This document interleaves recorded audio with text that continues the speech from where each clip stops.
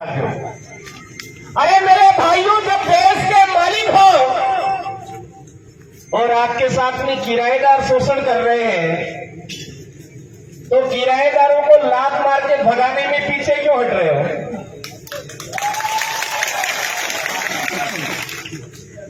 कोई किराएदार हमारे घर में आता है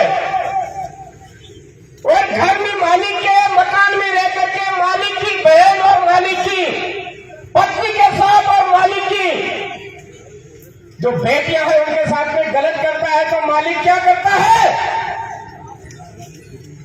थामड़े ठीकरे निकाल करके बाहर फेंक करके लात मार के भगाता है कि नहीं भगाता है? भगाता है नहीं भगाता है? बोलिए। तो आपके इधर क्या हो रहा है अभी तक? न्याय ऐसे सफाई कर्मी से नहीं मिलेगा। कार्तिक भी के लिए न्याय मांगने के लिए 6 से 7 8 महीने हो गए, बाहर बैठे हैं। न्याय मिल रहा है क्या? नेवार भी हमारी बहन बेटियों के साथ गलत हुआ है, न्याय मिला क्या? कन्हैया भीड़ के साथ में घसीट करके मारा, न्याय मिला क्या? अरे प्रतापगढ़ के संतोष वीर को एक बीवी की लालच में मार दिया, न्याय मिला क्या? पूजा भीड़ को न्याय मिला क्या? अरे हम कब तक इस तरह से बैठे बैठे इंतजार करते रहेंगे, सफाई करते रहेंगे? कोई आएगा और हमको न्याय मिलेगा। हाथों हाथ निपटारा करना पड़ेगा, पीछे इंतजार करना छोड़ दीजिए।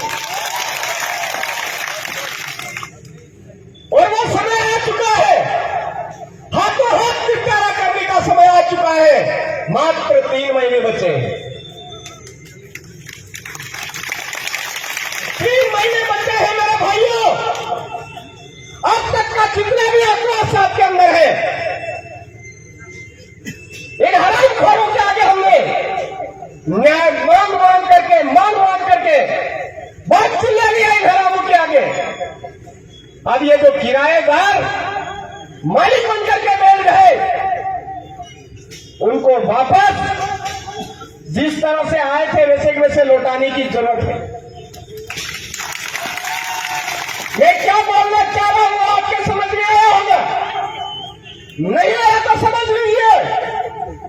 इस देश पर आगे आगे जो आज बोल रहे हैं हम राजपूत हैं, वो आगे आगे भागते हुए है। पीछे पीछे मुगल सेना लगी हुई थी,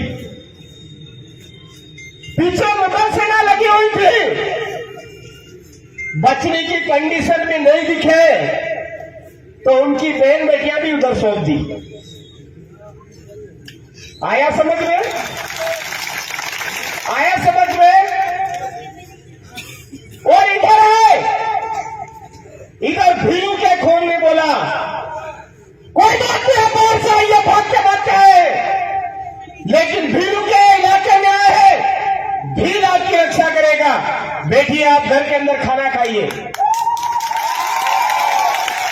घर के अंदर बिठा करके जो भाग के आए थे उनसे मुकाबला, उनका सिलेक्शन किया। जो पीछे लगे हुए थे उनसे मुकाबला किया, इस इलाके के अंदर नहीं घुसने दिया।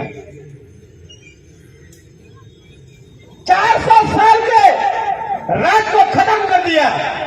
ज्यादा जबरदस्ती करने की कोशिश की इधर, तो 400 साल के राज को खत्म कर दिया। भीलों से टकराने की उनको सजा दी।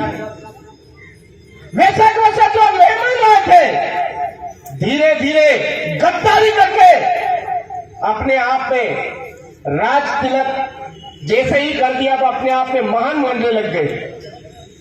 अरे खाली प्रताप था, महाराणा प्रताप बनाने वाले भील है। खाली प्रताप था, प्रताप सिंह था, महाराणा के लगवाने वाले भील थे, और उन्हीं भीलों के साथ में आज गद्दारी करने लग गए हैं। अरे हम मुगलों को खदेड़ सकते हैं तो क्या जिसको हमने घर पर पनाह दी थी उनको नहीं खदेड़ सकते हैं क्या? उनको नहीं खदेड़ सकते हैं क्या? अरे उनको खदेड़ा भी 35,000 आदिवासियों ने बलिदानी दी थी। आदिवासियों की जमीन किसी गैर आदिवासी के नाम नहीं हो सकती है।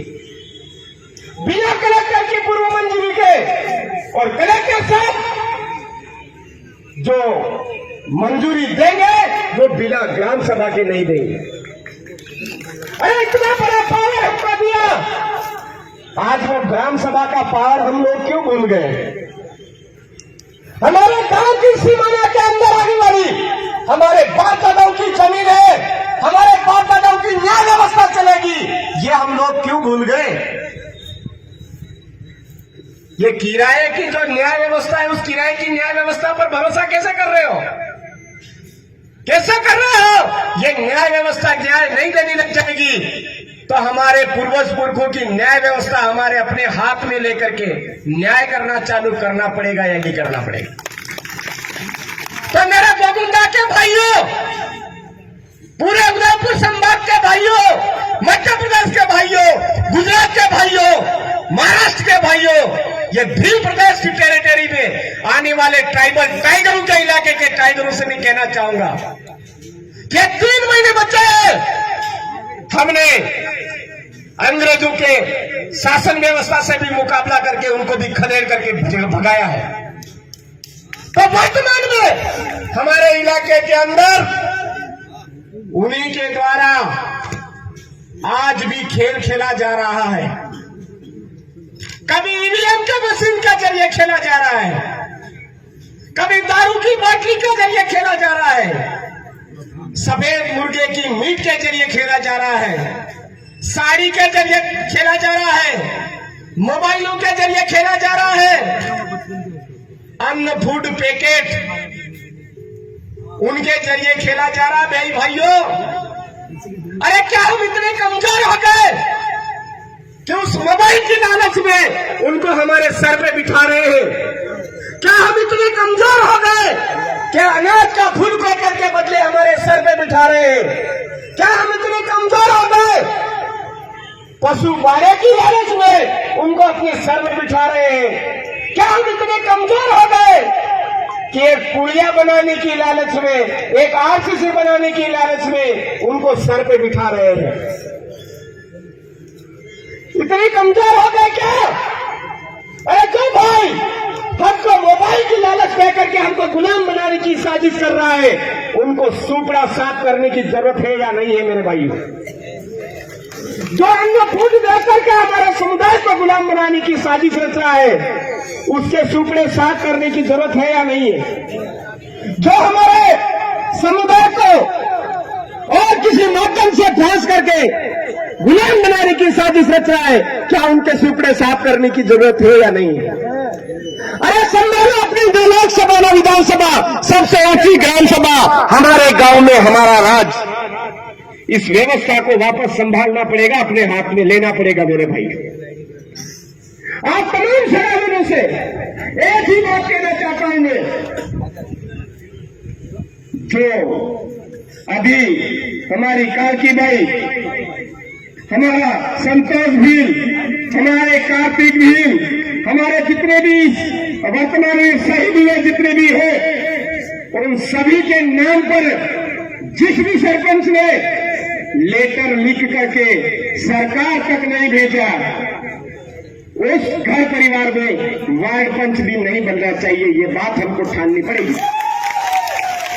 जिन दिन कुछ ने हमारा इतना शोषण अत्याचार हुआ, उसके बावजूद एक भी लेटर लिख करके सरकार भी नहीं भेजा, उनके परिवार से कोई वार्ड पंच नहीं बने, ये जिम्मा हमको लेना पड़ेगा, संभालना पड़ेगा। जो हमारे प्रधान बने, जो हमारे एमएलए बने, इन सब के कहने पर कभी लेटर नहीं लिखा, उन लोगों को पूरी तरह से डिलीट मारना पड़ेगा, सुपड़ा साफ करना पड़ेगा। उनके परिवार से एक आदमी भी कभी वार्ड पंच नहीं बने, ये काम हमको करना पड़ेगा। तब जाकर के ये लोग ठिकाने आएंगे मेरे भाइयों, तब जाकर के ये गुलामी करना बंद करेंगे। वो एक कौन से संत मुनि महाराज जैन साहब मारे गए, तो उनके समर्थन में हरामखोरों ने लेटर लिखे। क्या हमारे पुरखों की बदौलत जो हक अधिकार मिले उनके हक अधिकार की बदौलत प्रमाण पत्र लगा करके नेता बन रहे हैं। क्या उनका फर्ज नहीं बनता है कि हमारे समाज के नाम पर जो प्रमाण पत्र लगा है तो उस प्रमाण पत्र लगा करके जो पद हासिल किया है, पद हासिल करने के बाद एक लेटर पैड हासिल किया है, उस लेटर पैड पर इनका विरोध दर्ज नहीं करवाए। उनका फर्ज बनता है या नहीं बनता है? बनता है मेरे भाइयों। और हम उन लोगों को सबक नहीं सिखा रहे हैं, वही लोग हमारे यहाँ पर दलाली कर रहे हैं। तो दलालों को सूचना साफ करना पड़ेगा या नहीं करना पड़ेगा? करना पड़ेगा मेरे भाइयों। अगर आप मरे हुए खून की तरह बैठ करके इंतजार करते रहोगे कि कन्हैया भील का न्याय मिलना चाहिए, कार्तिक भील को न्याय मिलना चाहिए, हमारे कांति भाई को न्याय मिलना चाहिए, ऐसे न्याय मिलने वाला नहीं। तो याद रखिए, इन 3 महीने बाद आपका भी वर्तमान में चुनाव आ रहा है सामने। मैं किसी भी ये अभी बोल रहे थे कि बात है, ये है, वो है, मैं ये नहीं बोलूंगा। मैं सीधा सब यही कहूंगा कि जो हमको ठगने की कोशिश कर रहे हैं उनको पूरी तरह से ठगना है इस बार। वो आपको लेटे टुकड़ा करके सोगन खिलाते तो लेटे उठा लेंगे, बोलना तेरे माँ बाप तेरे पूर्वज पुरखों का सत्यानाश ऐसे करके लोटा भी उठा लेना। उठाना नहीं इस बार, शर्माना नहीं है। वन अधिकार अधिनियम के नाम पर हमको बेवकूफ बना रहे, कभी किसके नाम पे बेवकूफ बना रहे, कभी किसके नाम पे बेवकूफ बना रहे। अरे आराम करो, बात करा के तो आदिवासी भील आदिवासी देश का मालिक है। मालिकों को तुम क्या पट्टे दोगे? मालिकों को तुम क्या अधिकार दोगे? तुम्हारा अंत निकट आ चुका है। अरे 200 साल के राज को हम साफ कर सकते हैं, 400 साल के राज को हम साफ कर सकते हैं, तो ये 77 साल के राज को साफ नहीं कर सकते क्या? अरे अब गोफर उठाने का टाइम हमारे लिए हमारे पूर्वज पुरखों ने नहीं छोड़ा, तीर धनुष उठाने का नहीं छोड़ा, वो हमारे लिए वोट का पावर दे करके गए। तो जितना भी गुस्सा है, जितना भी आज ये हमारे साथ अन्याय अत्याचार हो रहा है, शोषण हो रहा है, उसका अगर बदला लेना है तो आप राणा पूंजा भील की इस धरती से आप तमाम साथियों को सौगंध दें कि इस बार ये न कमल न हाथ नजर नहीं आना चाहिए हमारे इलाके में। केवल भीलों का राज स्थापित करना है, भील राज कायम करना है, भील प्रदेश बनाना है। इसकी आशा और विश्वास के साथ में एक नारा दूंगा, उससे मुझे समझ में आ जाएगा कि आपको कितनी हमारी बात समझ में आ रही। जोहार का नारा है। बाकी साथियों को अभी भी डाउट है कि हम एक नहीं है। मैंने बोला था कि ये बात मेरे नारे से ही मुझे पता चल जाएगा किसको लग रहा है कि मैं देश का मालिक हूँ। वास्तव में खदेड़ सकता हूँ, वो नारे से पता चल जाएगा। जोहार का नारा है,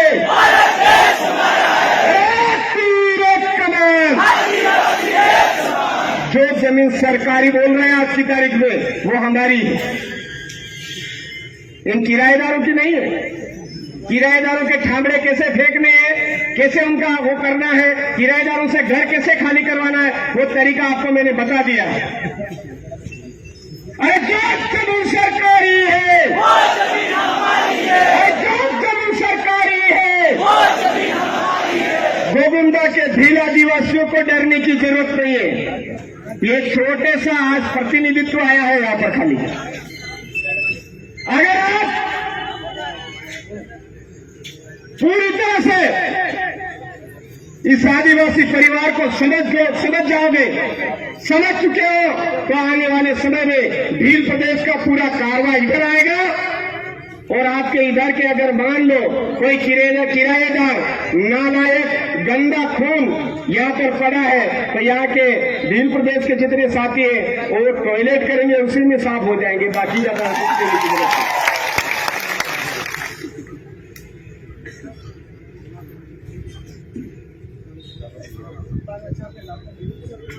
बहुत जबरदस्त बात है।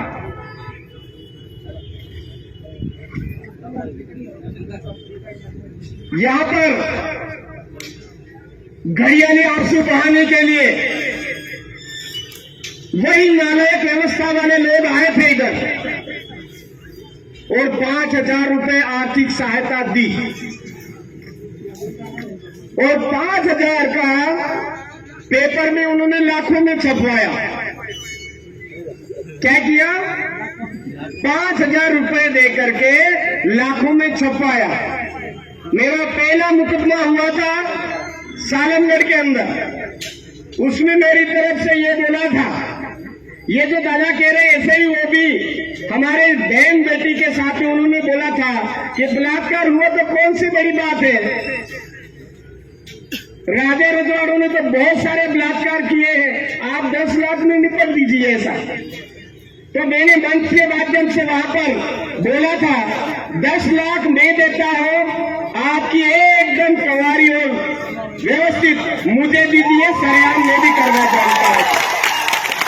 पहला मुकदमा ऐसा बोला था, उसकी वजह से हुआ था। एसपी साहब ने मुझे बोला कि इस तरह क्यों भड़क रहे हो, आपके ऊपर ये धारे लग जाएगी, वो धारे लग जाएगी, वो धारे लग जाएगी। मैंने कहा साहब मैंने केवल बोला है उन हरामखोर नालायक गंदे खून ने हमारी बहन बेटी के साथ में किया है, हम समझौता आज तो ठीक है, कभी नहीं करेंगे, कभी नहीं करेंगे। उस टाइम में बोला था। फिर एसपी साहब ज्यादा बढ़ के मेरे ऊपर तो सीधा उनको बोल दिया, एसपी साहब कल आपकी बेटी के साथ में अगर ऐसा होता है आप क्या करोगे? एसपी साहब आप तो अंदर ड्यूटी करके आते हो और कल जाकर के आपकी बेटी के साथ में अगर कोई ऐसा होता है उस टाइम में क्या करोगे? एसपी साहब ने नजरें नीची कर ली और वो मेरा मुकदमा उसके ऊपर एफआईआर लगाई थी उन्होंने। तो आपके अंदर निकलेगा कहीं बोलने का जज्बा? ये भाई साहब हमारे बीच में खड़े आज इनसे